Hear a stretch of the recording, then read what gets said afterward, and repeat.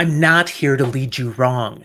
The Zombie Fallout series is totally worth reading, whether or not you actually go for zombie apocalypse style. This is something different. And book 22, yeah, 22, Bridging the Gap, proves again why it's so worthy. Join me for this book blast. I'll tell you a little bit about it.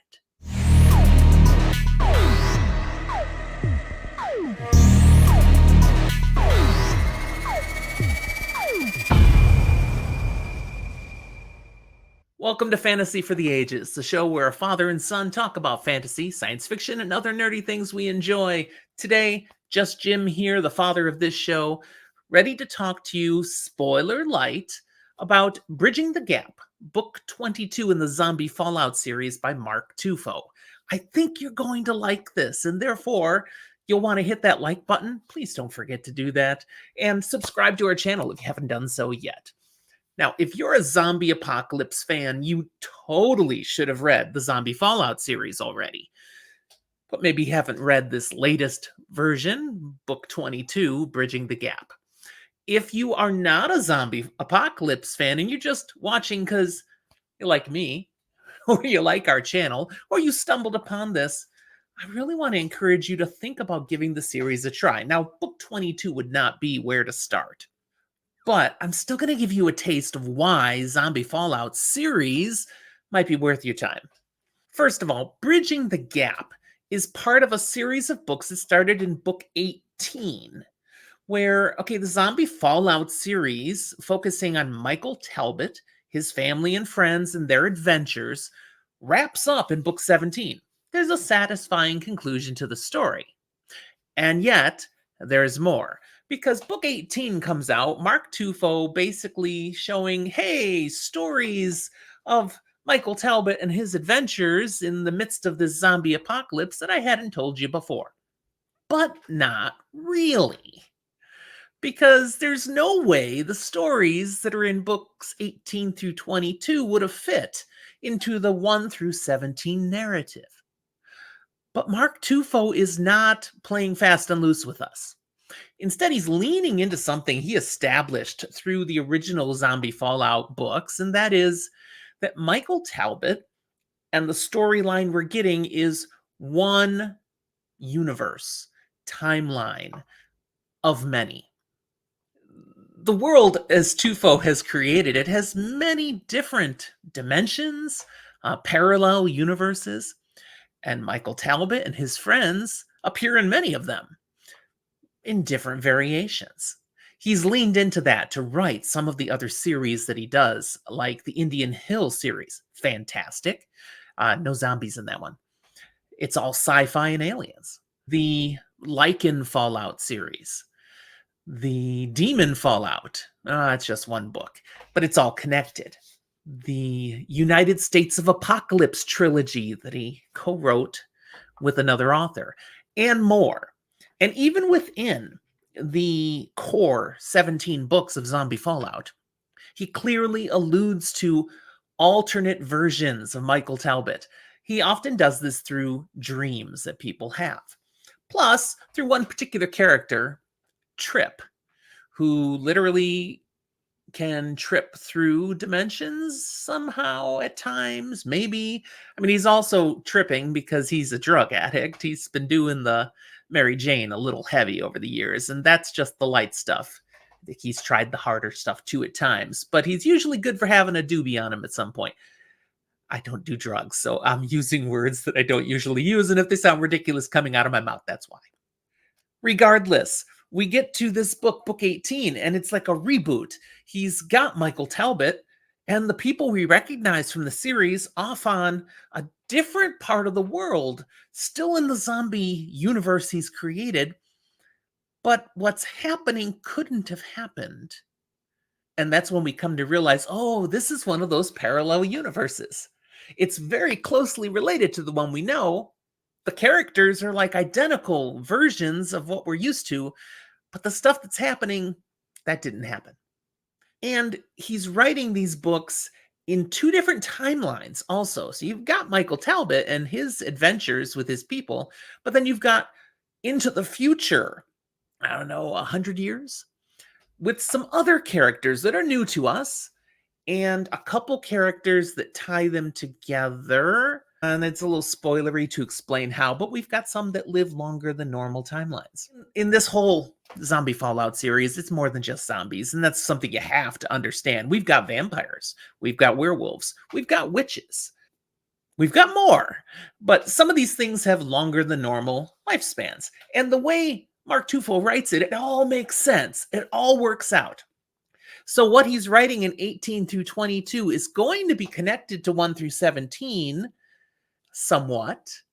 And figuring that out is part of the story, the mystery that we're here for in this. That may seem confusing, but trust me, it's just brilliant and fun to read. Speaking of fun to read, these characters, Michael, his friend BT, his sons, his brother, his wife Tracy, other people that they encounter, these are people you want to spend time with. They're so enjoyable. They have great rapport with each other. They're constantly bickering and bantering back and forth, throwing insults at each other that are worthy of fist bumps. They're best bros. Some of them are women too, but they can throw down with the rest. Of course, Michael Talbot knows not to cross his wife Tracy because, whoa, will he get it for that? But that's part of the humor and the fun that's buried into this. And so we get to book 22, the one I just read, Bridging the Gap. And it's continuing the current adventure that Mark Tufo has written for us. And these guys, the things they try to do, it's interesting and it's amazing and it's perilous, but they get the job done.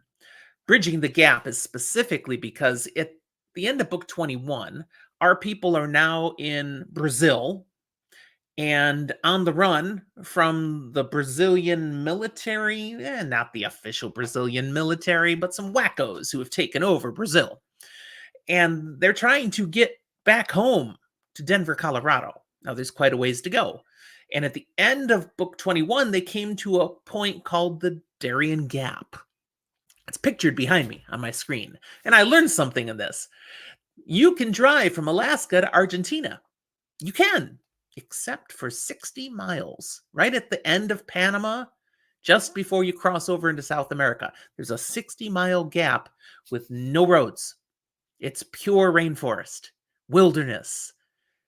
It's one of the only places like that in the Western Hemisphere. And it is not an easy place to travel. People do. Some people hike it. Some people go there for adventure, take their bikes, their motorbikes, just the wild and crazy people who want to do something most people never will.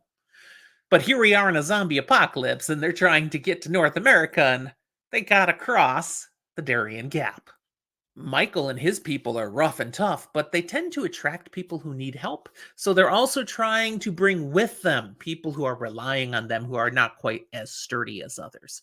And they've got bad guys behind them, and they might run into bad guys ahead. And they're going to figure this out, and that's what this book is.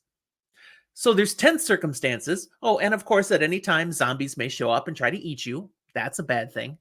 There are other variations of zombies that have come to exist. They're not just the brains. That's not just what we have here. We have far more interesting zombies, mutated zombies, strange, dangerous ability holding zombies. Life is never boring in this book or this series. And they're going to try to get through this, but in the midst of the tension and the worry, they still have time for sarcasm, for humor, for, when Michael Talbot gets nervous, he cracks wise. That's how he handles his nerves. And some of the things that come out of their mouths, I couldn't believe it in book 22. They started dropping science fiction and fantasy references that made perfect sense in the context they were doing. And they weren't just, borrowing lines. They were literally saying, what? You want me to just change the road, magically create a route for us like that Rand Taviran thing from Wheel of Time? My jaw dropped when they pulled that one out. I'm like, what? Okay, A, kudos to Mark Tufo for knowing his fantasy references. But B, awesome to put it in the dialogue in a natural way. And that was just the first of quite a few in this book, made it extra level entertaining. I encourage you to try the Zombie Fallout series. Mark Tufo's sense of humor and the way he builds characters, relationships, friendships. It's a great stress relief. It's a great escape from reality. You sit down and read these books, they are not hard to read. If you're like, oh, but I don't like zombies and gore, okay, that's not what this is heavy on.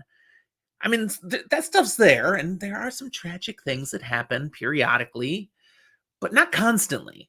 That's like a side part of what's happening. It gives you the stakes and the pressure of what's going to go on, but the story of just these guys spending time together, building up found families amongst themselves, and journeying through this perilous world, it's delightful. Best zombie apocalypse series I've ever read, and I can't encourage you to try the Zombie Fallout series any harder. Just do it. If you get halfway through book 1 and it's not doing it for you, yeah, you can stop.